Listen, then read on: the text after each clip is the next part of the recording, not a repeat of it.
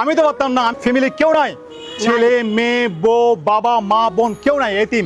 আপনি কি এইভাবে লাড়ি ধরে মসজিদে যান? শুনি বানাতা কি দে উন্দরে গাছ গুলকে গুদাম গছ একটু মেন্দি লই লই কিন্তু কোথা বান্ধি না থাকি আন্ডা উঠবিনা বাদ যায় তো উনো না একজন মাসে যদি যায় হয়তো ফুট কাতরন দে আর যাওয়া জানে ফুট দে আর ন ফুট খবরটা ফুট তাল্লাই বলুন 104 বছরের মানুষ দেখা কিন্তু এখন খুব দুষ্কর, পাবেন না খুঁজে, খুবই কম। কারণ আমাদের যে খাদ্য ভেজাল, এই খাদ্য ভেজালের কারণে এখন মানুষ খুব কম সময়ে চলে যাচ্ছে, এবং চলে যাওয়ার আগে তাদের যে অসুখগুলো হচ্ছে ভাই, ক্যান্সার এখন প্রতিটা ঘরে ঘরে ডায়াবেটিক রোগীর মতো ক্যান্সার। আপনি হুঁশিয়ার দিলে খুশি হবেন তো?